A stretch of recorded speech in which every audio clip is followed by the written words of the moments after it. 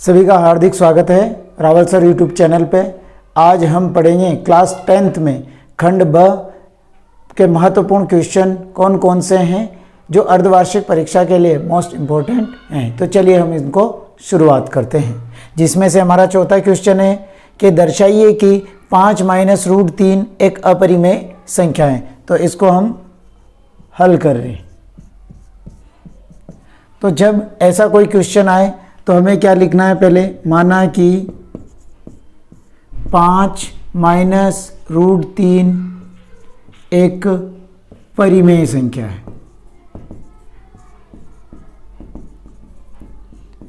हमने इसको परिमेय संख्या मान लिया। जब हमने इसको परिमेय संख्या के रूप में मान लिया तो परिमेय संख्या किसे कहते हैं, जिसे p बटा क्यू के रूप में या a बटा b के रूप में लिख सकते हैं। तो 5 माइनस रूट 3 बराबर a बटा b। अब हमें ध्यान में रखना है कि रूट की संख्या हमें अकेली करनी, तो रूट की संख्या माइनस की है, इसको इधर लाएंगे प्लस में, और a बटा b ये प्लस का इधर आएगा तो माइनस का। तो 5 माइनस a बटा b बराबर रूट 3, क्योंकि रूट 3 माइनस का था, इधर आया तो प्लस का हो गया, और a बटा b प्लस का था, इधर आया तो माइनस हो गया।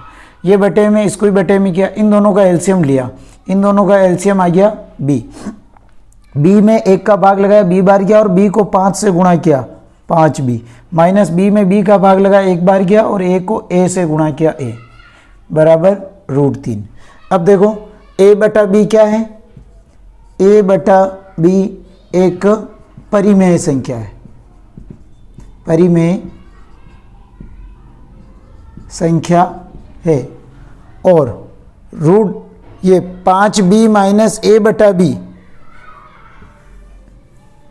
5b माइनस a बटा b भी एक परिमेय संख्या है। और रूट 3 भी एक परिमेय संख्या है जो कि विरोधाभास है, जो कि विरोधाभास है। यानी कि रूट 3 तो क्या होती है, अपरिमेय संख्या है। ये हमने क्या लिखा कि रूट 3 भी एक परिमेय संख्या है जो कि विरोधाभास है, अर्थात इस बात का ये विरोध करता है कि रूट 3 एक परिमेय संख्या है, जबकि रूट 3 तो क्या है, अपरिमेय संख्या है जो कि विरोधाभास है। अतः हमें संख्या क्या दी, 5 माइनस रूट 3, अतः 5 माइनस रूट 3 एक अपरिमेय संख्या है। यही हमें प्रूफ करना है। क्वेश्चन नंबर 5 है कि द्विघात समीकरण 6x square minus x minus 2 equal to 0 के मूल ज्ञात कीजिए।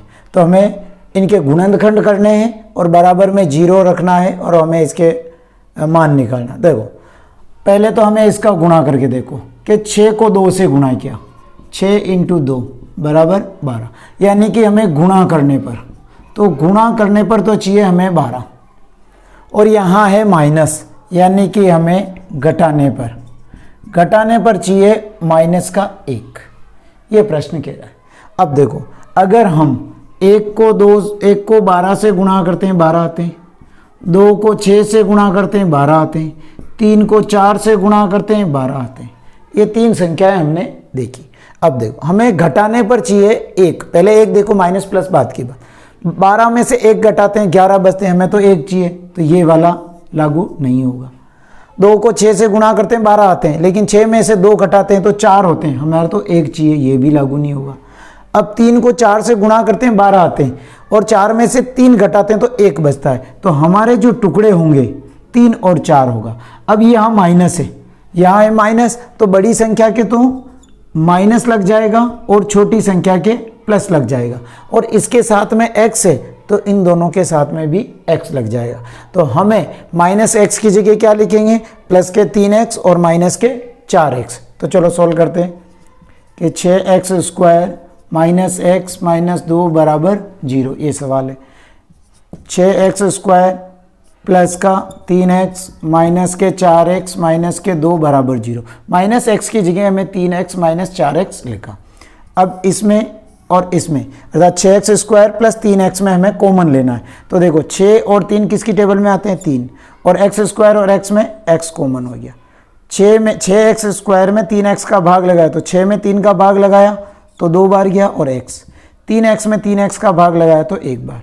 माइनस 4 और 2 2 की टेबल में आते हैं। 4 में 2 का भाग लगाया 2 और x। माइनस 2 में माइनस 2 का भाग लगाया तो प्लस का 1 बराबर 0।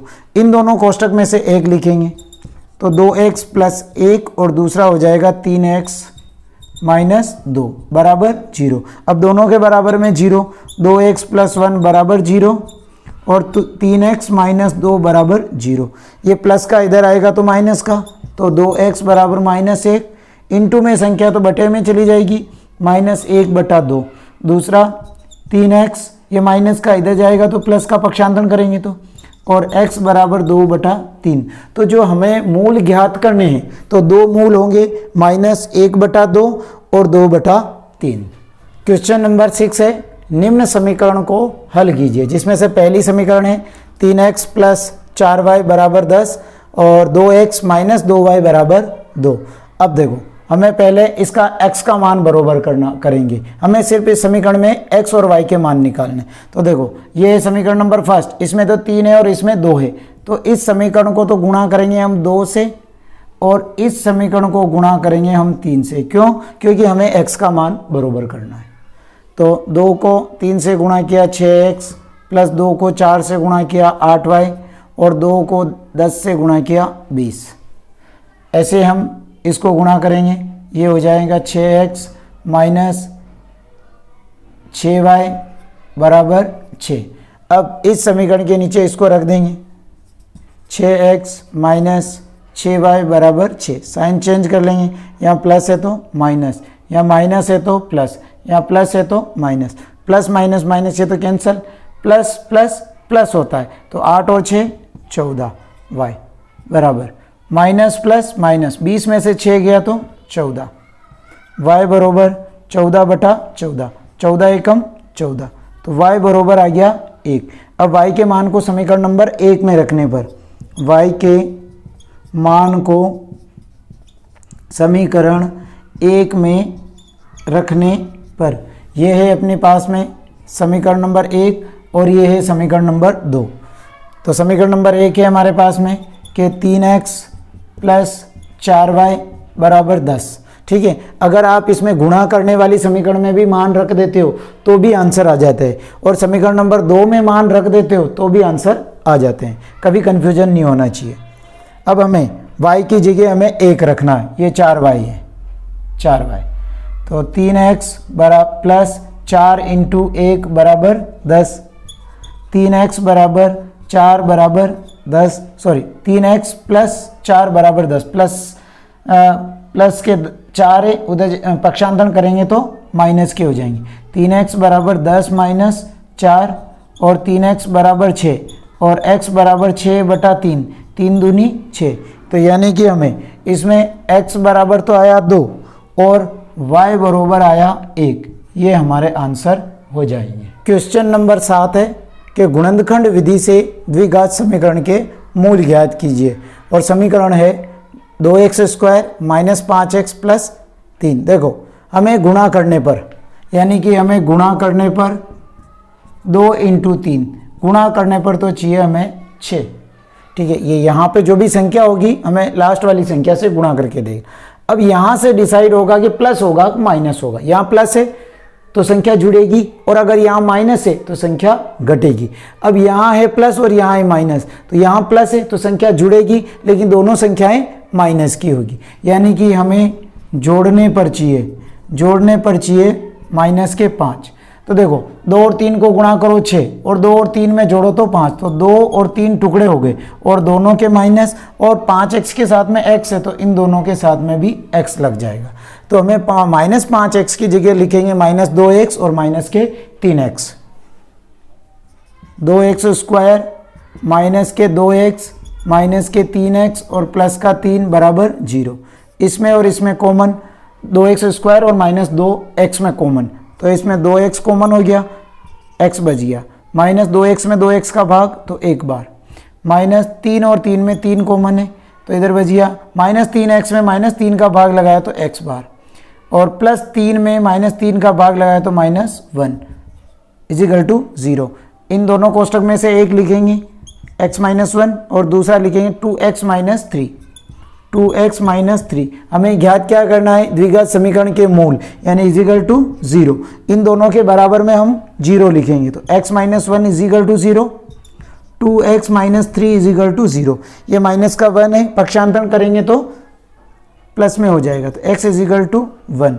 ये माइनस का 3 पक्षांतरण करेंगे तो प्लस का हो जाएगा तो 2x इजिकल टू 3 इंटू में ये तो बटे में चली जाएगी 3/2। तो यानी x की वैल्यू हमें जो इसके मूल आए 1 और 3/2 कि यदि किसी एपी के प्रथम 14 पदों का योग 1050 है तथा प्रथम पद 10 है तो 20वां पद ज्ञात कीजिए। देखो हमें प्रथम क्वेश्चन नंबर 8 है कि यदि किसी एपी के प्रथम 14 पदों का योग 1050 है तथा इसका प्रथम पद 10 है तो 20वां पद ज्ञात कीजिए। देखिए हमें प्रथम 14 पद यानी n बराबर दे रखा है 14, SN बराबर दे रखा है 1050 और प्रथम पद यानी a बराबर दे रखा है हमें 10। ये 20वां पद ज्ञात कीजिए, बाद में देखेंगे हम n, पहले हमें SN दिसे।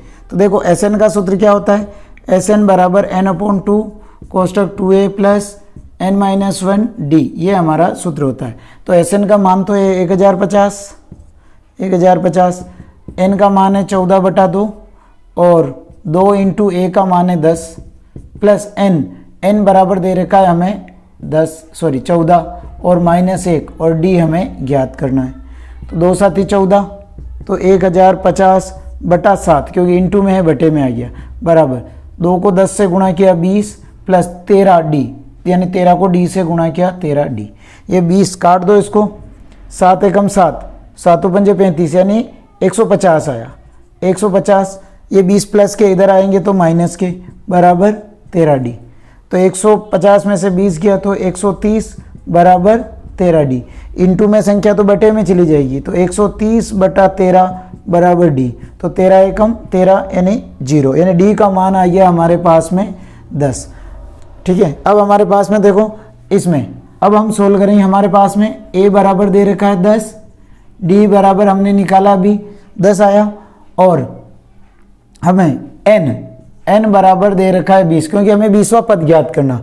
अब हमें 20वां पद ज्ञात करना है an वाले सूत्र से, और d भी है, a भी है और n भी है। तो हमें an बराबर a plus n - 1d, an हमें a यानी 20वां पद बराबर a का 10 प्लस n है 20 -1 और d का मान है 10 प्लस 19 इंटू 10 प्लस 19 को 10 से गुणा करेंगे 190 में 10 जोड़ेंगे तो 200, यानी कि हमें a20 यानी 20वां पद यानी a20 बराबर 200 यानी 20वां पद हो जाएगा 200। 9वां सवाल है समरूप आकृति को परिभाषित कीजिए।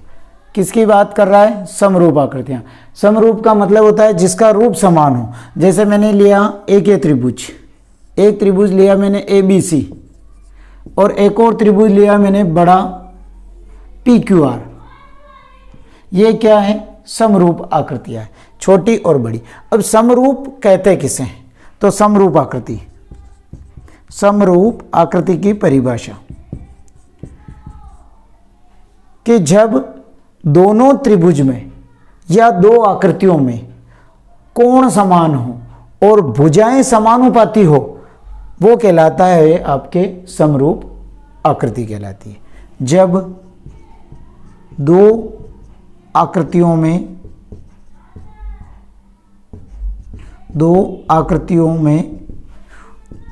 कोण समान हो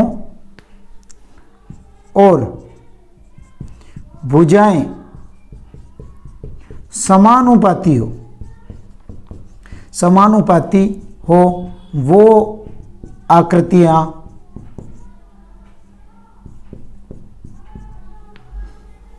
समरूप कहलाती है। ये इसकी परिभाषा होगी। नंबर 10 है कि एक घड़ी के मिनट की सुई जिसकी लंबाई 14 सेंटीमीटर है, इस सुई द्वारा 10 मिनट में रचित क्षेत्रफल ज्ञात कीजिए। देखो ये एक घड़ी है, ये एक घड़ी है, ये 12, 3, 6, 9 और ये बरोबर, और 1, 2, 3, 4, 5, 7, 8, 10, 11 इस टाइप से घड़ी। ये किसकी बात करा? एक घड़ी के मिनट की सुई की लंबाई, ये मिनट की सुई है, इसकी लंबाई 14 सेंटीमीटर है। अब ये कह रहा है इसमें 10 मिनट में रचित, यानी कि ये यहाँ तक, अर्थात ये वाली आकृति, ये हमारा एक त्रिज्यखंड बन रहा है। तो देखो हमें इसमें इस सुई की लंबाई यानी 14 सेंटीमीटर है, तो ये क्या है? त्रिज्या है, तो वृत्त की त्रिज्या यानी कि r बराबर तो हो गई हमारे पास में 14 सेंटीमीटर। इस सुई द्वारा 10 मिनट में रचित क्षेत्रफल ज्ञात कीजिए। देखो ये वृत्त है, तो वृत्त के सभी कोणों का योग 360 डिग्री होता है। तो हमें लिखेंगे चूंकि 60 मिनट में मिनट की सुई कोण बनाती है कितने डिग्री का? 360 डिग्री का। इसलिए एक मिनट में मिनट की सुई कोण बनाएगी, तो 360/60 काट दो, 0 से 0, 6 चंग 36, यानी कि 6 डिग्री का कोण बनाएगी। अब हमें कितने मिनट में कोण बनाना है? 10 मिनट में, इसलिए 10 मिनट में कोण बनाएगी, तो 6 × 10 बराबर 60 डिग्री का कोण। तो हमें इसमें थीटा की जगह हमें 60 डिग्री रखना है। अब ये त्रिज्यखंड की बात कर रहा है, तो यानी कि त्रिज्यखंड का क्षेत्रफल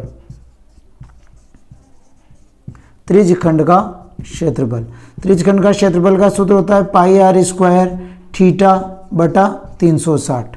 तो पाई का मान 22/7 इंटू r है अपने पास में 14 × 14 और थीटा है 60 इंटू और बटा 360, काट दो, 0 से 0, 6 छंग 36, 7 दूनी 14, 2 से घटा 3 बार, अब नहीं घट रहा, तो 22 और 14 को गुणा कर लो, तो 14 एकम 14, 14 दूनी 28, 14 दूनी 28 और 2 30 बटा 3। हम 3 का भाग लगा देंगे इसमें, या बोलिए हम इसको काट दो, 308 में 3 का भाग, 3 एकम 3, 0 ये 0 ऊपर से उतारे 8, 3 दूनी 6, 2 बचे पॉइंट 0, 3 छंग 18, 2 बचे 0, 3 छंग 18, यानी कि 102.66 सेंटीमीटर स्क्वायर ये इसका क्षेत्रफल होगा। तो 10 मिनट में रचित क्षेत्रफल कितना होगा?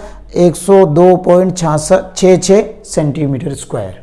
11वां सवाल है कि tan a बराबर 4/3 हो तो sec a और cos a का मान ज्ञात कीजिए।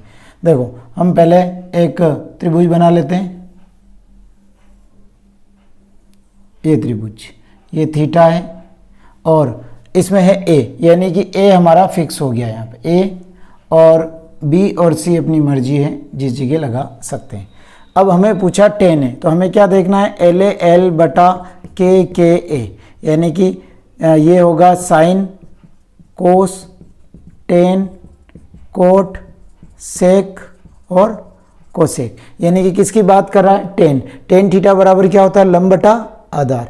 साइन बराबर क्या होता है? लंब बटा कर्ण। कोस बराबर क्या होता है? आधार बटा कर्ण। तो हमें किसकी बात कर रहा है? टेन की। तो टेन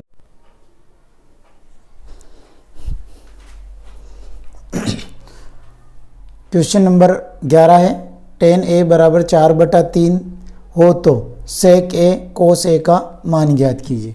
देखो तो हमें पहले एक चित्र बनाएंगे समकोण त्रिभुज, और ये थीटा है, यहाँ पे a है तो इसका मतलब है a हमारा फिक्स हो गया, a और b अपनी मर्जी हो जिस जगह लिख सकते हैं। अब हमें देखना है LA/L/KKA से, ये देखो साइन, कोस, टेन, कोट, सेक और ये कोसेक।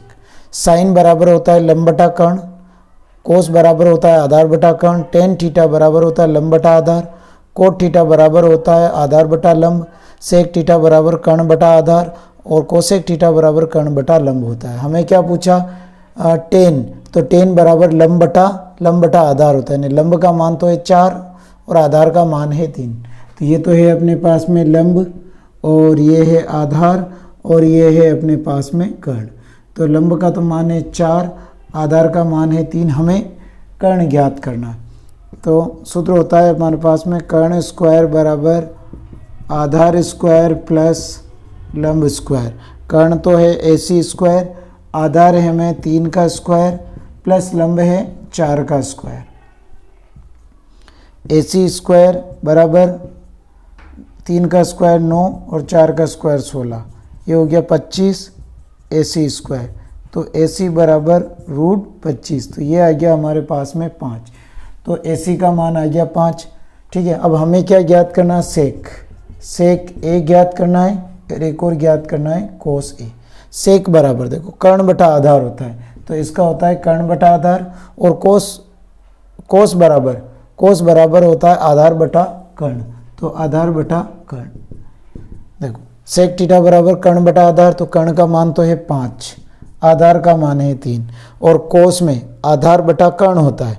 ठीक है, तो आधार का मान तो है 3 और कर्ण का मान है 5, तो सेक A का मान हो जाएगा 5/3 और कोस A का मान हो जाएगा 3/5। नंबर 12 है कि माध्य ज्ञात कीजिए। तो माध्य ज्ञात में हमें वर्ग अंतराल दे रखा है 0 से 10, 10 से 20, 20 से 30, 30 से 40 और 40 से 50। F यानी बारंबारता दे रखी 8, 2, 3, 1 और 6, ये हमें दे रखा है माध्य। अब देखिए माध्य ज्ञात करने के लिए सूत्र होता है सिग्मा fx बटा सिग्मा f। सिग्मा का मतलब होता है योग, f इंटू एक्स का योग और योग बारंबारता का। तो पहले हमें x निकालेंगे, तो x कैसे निकालते हैं, देखो वर्ग अंतराल के बीच में से x निकलता है, तो इसमें जितना अंतर है उसका आधा कर दो और आधा फर्स्ट वाली संख्या में जोड़ दो। एक तो ऐसे x निकालते हैं, एक दोनों को जोड़ करके 2 का भाग लगा दो। तो हम क्या करेंगे कि इसमें अंतर देखते हैं सब में 10 का, 10 के आधे 5, 5 फर्स्ट संख्या में जोड़ लेंगे। 0 में 5 जोड़े 5, 10 में 5 जोड़े 15, 20 में 5 जोड़े 25, 30 में 5 जोड़े 35 और 40 में 5 जोड़े 45। ये आ गया हमारे पास में x। अब हमें निकालना है f इंटू एक्स, f और x का गुणा। तो 8 पंजे 40, 15 दूनी 30, 25 3 75 और 35 एकम 35, इसको 6 पंजे 30, 6 चौक 24, 25 26 27, ये आ गया हमारे पास में सिग्मा fx। अब हमें क्या कह रहा है सूत्र में, सिग्मा fx बटा सिग्मा f, यानी एक तो हमें इसकी टोटल सिग्मा fx की टोटल करनी है और एक और सिग्मा f की हमें टोटल करनी है। तो 5 और 5 10, 10 की सुपर हासिल 1, 1 और 4 5, 5 और 3 8, 8 और 7 15, 15 16 17 18, 18 7 25, 25 का 5 हासिल 2, 2 और 2 4। अब हमें 8 2 10 3 13 14, 14 और 6 20, यानी कि हमें सिग्मा fx की टोटल 450 और f की टोटल आई 20। तो ये लिख देंगे x बार बराबर 450 बटा 20। 0 से 0, 2 से काट दो इसको, 2 दूनी 4, 2 दूनी 4, 1 बचा 0.5, यानी कि x माध्य बराबर आया 22.5। ये आंसर हो जाएगा। 13वां सवाल है, वह AP निर्धारित कीजिए जिसका तीसरा पद 5 और 7वां पद 9 है। हमें समांतर श्रेणी ज्ञात करनी। हमें क्या दे रखा है, देखो एक तो दे रखा है हमें तीसरा पद और एक दे रखा हमें 7वां पद, यानी कि A3 बराबर तो दे रखा है हमें 5 और 7वां पद यानी A7 बराबर दे रखा है हमें 9। देखो तीसरा पद ज्ञात करने का सूत्र क्या होता है, तो A + 2D बराबर A3 और ये 7वां पद ज्ञात करने का A + 6D बराबर A7, यानी तीसरा पद तो है 5, 7वां पद है 9, तो A3 की जगह 5 रखेंगे और A7 की जगह 9 रखेंगे। तो A + 2D, ये हो गई समीकरण नंबर फर्स्ट, A + 2D बराबर 5 समीकरण नंबर फर्स्ट और A + 6D बराबर 9 समीकरण नंबर सेकंड। फर्स्ट के नीचे सेकंड को रख लो, A + 2D बराबर 5 और A + 6D = 9। Sign change plus है तो माइनस, प्लस है तो माइनस, प्लस है तो माइनस, ये तो कट गया, प्लस माइनस माइनस, तो ये 6d माइनस के हो गए, तो माइनस 6d में से 2d गया तो माइनस के 4d बराबर, माइनस 9 में से 5 गए तो माइनस के 4, माइनस से माइनस कैंसर, तो d बराबर 4/4 इज इक्वल टू 1, तो d का मान आ गया 1। अब d के मान को समीकरण नंबर 1 में रखने पर, समीकरण नंबर 1 है a plus 2d is equal to 5। अब हमें d की जगह रखना है 1, a plus 2 into 1 is equal to 5, a is equal to, हमें इसको पक्षांतरण करेंगे तो 5 माइनस 2, तो a बराबर आ गया हमारे पास में 3। अब हमें इसकी AP बनानी, क्योंकि a और d आ गया, तो हमें इसकी AP बनाने के लिए हमें प्रथम पद तो हो गया 3। अब देखो d कितना है 1 है, तो 3 के बाद में आ जाएगा 4, 5, 6 डैश, ये हमारी AP बन जाएगी। 14वां क्वेश्चन है कि भूमि के एक बिंदु से जो मीनार के पाद बिंदु से 30 मीटर की दूरी पर है, मीनार के शिखर का उन्नयन कोण 30 डिग्री है, मीनार की ऊंचाई ज्ञात कीजिए। देखिए ये एक मीनार है, क्या कह रहा है, मीनार के एक बिंदु से जो मीनार के पाद बिंदु से 30 मीटर दूर है, ये मीनार है, ये मीनार का पाद बिंदु है और इससे 30 मीटर दूरी पर है। मीनार के शिखर का उन्नयन कोण इस बिंदु से, इस बिंदु का शिखर का उन्नयन कोण 30 डिग्री है, 30 डिग्री है, तो मीनार की ऊंचाई ज्ञात कीजिए, हमें यह निकालना। हमने इसका नाम दे दिया त्रिभुज ABC। अब देखिए हमें आधार दे रखा है और लंब ज्ञात करना, यानी कि हमें इससे देखेंगे LA बटा KA, यानी कि आधार बटा लंब, ये तो होता है साइन, कोस और टेन, यानी टेन थीटा बराबर होता है लंब बटा आधार। तो हम लिखेंगे इसमें त्रिभुज ABC में, त्रिभुज ABC में हमें टेन थीटा बराबर होता है लंब बटा आधार, थीटा का मान है 30 डिग्री, तो टेन 30 डिग्री बराबर लंब तो है हमें, मान लिया हमने इसको h कर दिया, तो लंब का मान है h और आधार है 30, टेन 30 का मान होता है 1/√3 बराबर h बटा 30, क्रॉस गुणा किया तो ये आ गया हमारे पास में 3 को √3 को h से गुणा किया तो √3h बराबर 30 बटे में चली जाएगी, तो h बराबर 30/√3, इसका हर का परिमेयकरण कर देंगे तो √3 अंश व हर में दोनों में, तो h बराबर गुणा करेंगे 30√3 को गुणा किया 30√3 को √3 से गुणा किया 3, इसमें आ गया 10, तो ये आया 10√3। अब ध्यान में रखना हमें कि √3 का मान 1.732 होता है, तो हमें इस √3 की जगह 1.732 रख दें, तो 10 इंटू 1.732, 10 से हम गुणा करेंगे तो ये पॉइंट यहाँ से हट करके यहाँ आ जाएगा, तो यानी कि 17.32 मीटर ये हमारे मीनार की ऊंचाई हो जाएगी। तो इस खंड अ में